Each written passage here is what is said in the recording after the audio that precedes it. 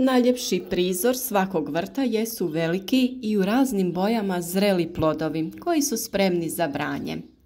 Bilo da se radi o paradajzu, paprici, krastavcu, patliđanu ili nekom drugom povrću, osjećaj je uvijek isti. Ipak, često u tom uzgoju dolazi do situacija koje nam se ne sviđaju. Ponekad naš rad na posljetku i ne daje prave rezultate. Naša prelijepa žuta paprika ili žarko crveni paradajz počinje da mijenja boju i propada.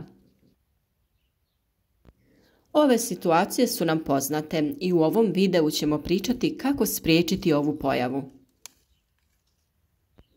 Dodavanjem pravih hranjiva tokom sadnje biljaka ili tokom pripreme tla za sadnju možemo napraviti veliku i pravu razliku u krajnjem rezultatu uzgoja. Tu se naime radi o vršnoj truleži plodova koju uzrokuje nedostatak kalcija u tlu ili pak nemogućnost biljaka da ga usvajaju iz tla u dovoljnim količinama. Za sprečavanje ove pojave koristiti ćemo veću količinu ljuski od jaja koje su prepune minerala koji su biljkama potrebni. A vi ostanite s nama, pogledajte kako se to radi i zašto je to dobro. Na našem kanalu smo već dosta pričali na tu temu, ali najčešće u fazi berbe kada su štete puno veće i kada su uočljive. Danas ćemo pokušati da preventivno spriječimo pojavu ovih oboljenja i pričati o sadnji povrća i pravovremenom obogaćivanju tla ovim mineralom. Svi oni koji prate naš rad od prije znaju da se tu radi o kalciju. Ovaj mineral je jako bitan biljkama u fazi razvoja ploda, a potrebno ga je unositi tlo već u fazi sadnje, a krajnje je vrijeme na početku cvjetanja.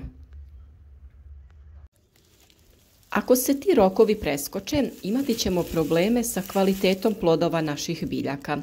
Te probleme ćemo vidjeti na vrhuncu berbe sredinom ljeta. Tada su štete najveće, a da bi to izbjegli, pripremiti ćemo hranjivo od ljuski jaja. Njih ćemo smrviti u prah te dodavati našim biljkama. Ljuska jaja sadrži 90% kalcija i zbog toga je najbolji prirodni izvor tog minerala. Pa umjesto da završe u smeću, iskoristite ih. Kako bi bile spremne za korištenje, ljuske je potrebno dobro oprati i osušiti, a zatim izmrviti u sitnije komadiće ili samljeti, ovisno za šta ćete ih koristiti. I ne brinite, neće biti nikakvog neprijatnog mirisa ako ih pravilno očistite. Ljuske od jaja sadrže veoma važan makronutrijent kalcij koji je neophodan za kvalitetne plodove naših biljaka. Osim kalcija, ljuske su također prirodan izvor željeza, bakra, mangana, fosfora, kroma, molibdena, magnezija, prirodnog flora i proteina. U jednoj čajnoj kaškici praha ljuski od jaja nalazi se približno od 800 do 1000 mg kalcija. Kako se kalcij iz tla gubi ispiranjem prilikom veće količine oborina ili zalijevanja, te se crpi godišnjim prinosima biljaka, to dovodi do postupnog porasta kiselosti tla. Postupnim dodavanjem kalcija u tlo smanjuje se njegova kiselost, te tlo postaje rahlo. Kalcij također veže kiselinu u tlu, učvršćuje njegovu strukturu, povećava otpornost na sušu, omogućava bolju apsorpciju mikroelemenata, te povećava prinose posađene kulture. Naime, povrće kojima je kalcij neophodan u rastu i razvoju su paradajz, paprika i patliđan.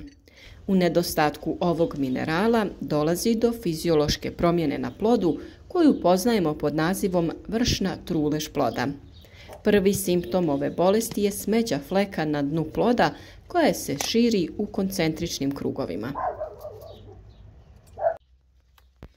Nedostatak kalcija u tlu moguće je vidjeti na lišću mladih biljaka u obliku kloroze. Biljke sporije rastu, usporen je razvoj korijenovog sustava, a u kasnijim fazama razvoja biljke izražena je tamnija boja lisnih žila, te se lišće počinje uvijati, a biljke poliježu zbog slabljenja staničnih stjenki. Najprije treba napomenuti da je sakupljanje ljuski jaja dugotrajan proces. Duži vremenski period je potrebno sakupljati ljuske kako bi ih iskoristili u vrtu. Posebno je preporučljivo koristiti ljuske u vrijeme sadnje presadnica. Kada se pospu sitni komadići ljuske jaja po tlu, ono će vašim biljkama dati zdravu dozu kalcija. Iako su dušik, fosfor i kalij najvažniji za zdrav rast biljke, kalcij je također bitan za izgradnju zdravih kostiju, to jest stanične stjenke biljke. S obzirom na to da su pune kalcijevog karbonata, jaja su odličan način kako dostaviti ovaj mineral u tlo. Budući da je potrebno duže vrijeme da korijen biljke apsorbira ljusku jajeta, preporučuje se posipanje tla u jesen. Tako će više minerala iz ljuske dospjeti u tlo do proljeća. Kako biste u startu osigurali kalcij svom povrću, dodajte ljuske jaja prilikom sadnje. Prije toga ih smrvite ili sameljite u prah pomoću mužara ili električnog mlina za kafu. Ljuske jaja trebaju biti suhe kako bi se lakše smrvile. Prilikom sadnje u rupu dodajete manju šaku samljevenih ljuski, humusnu zemlju ili glistinac ili stajsko gnojivo. Kasnije ih možete prihraniti prahom kojega ćete staviti uz biljku i zalijevati vodom. Ljuske jaja također možete miješati sa drugim organskim tvarima i možete ih stavljati na dno tegle ili posude kako bi tek zasađene biljke bolje napredovale. Za dobar reciklirani vrtni koktel pokušajte pomiješati ljuske jaja sa kafom, koja je bogata dušikom. Ljuska će smanjiti kiselost vašeg tla te mu pomoći da bude prozračno, a ljuske od jaja u kombinaciji sa talogom od kafe idealno su prirodno hranjivo za vaše sobne biljke. Ljuske se stave u vodu i ostave preko noći. Ujutro se toj vodi doda talog od kafe u omjeru 1:4, te se time zalijevaju biljke.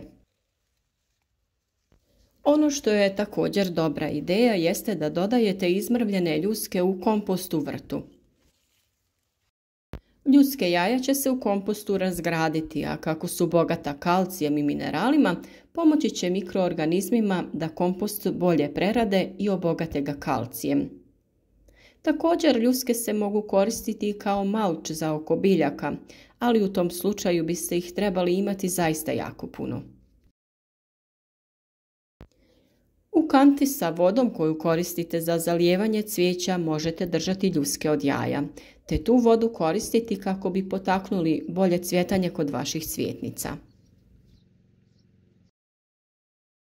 Ljuske od jaja koje sadrže kalcijev karbonat u reakciji sa kiselinom oslobađaju čisti kalcij, vodu i ugljikov dioksid. Kalcij zato možemo osloboditi pomoću jabučnog octa. Sameljete ljuske od jaja te u neku posudu, staklenu ili tegu prekrijete sa količinom octa tako da sve ljuske budu potopljene. Doći će do reakcije i do stvaranja pjene, te ta mješavina treba da stoji barem 21 dan. Ovaj proces može trajati kraće, a može trajati duže, ali gotov je kada prestane da se stvara pjena. Tu posudu je dobro prekriti sa nekom gazom ili krpom, ali nipošto zbog reakcije ne stavljajte poklopac i ne zatežite ga. Nakon što prođe potrebno vrijeme, procijedite i koristite ga za folijarno tretiranje biljaka. 2 do 3 kašike stavljate na 1 litru vode i sa tim prskate vaše biljke. U svemu ovom veliku ulogu ima i malčiranje biljaka u vrtu.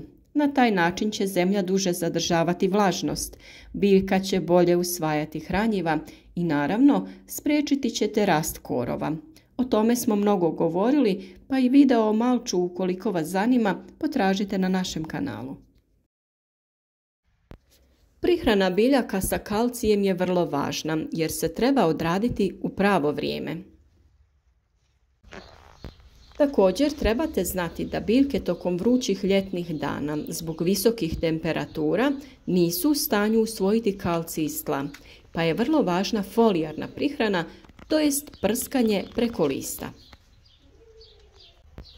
Naravno da ćemo o ovoj temi još mnogo govoriti kako se približi vrijeme presađivanja presadnica u vrt. Sa vama ćemo dijeliti savjete kako da vaše biljke budu zdrave i otporne.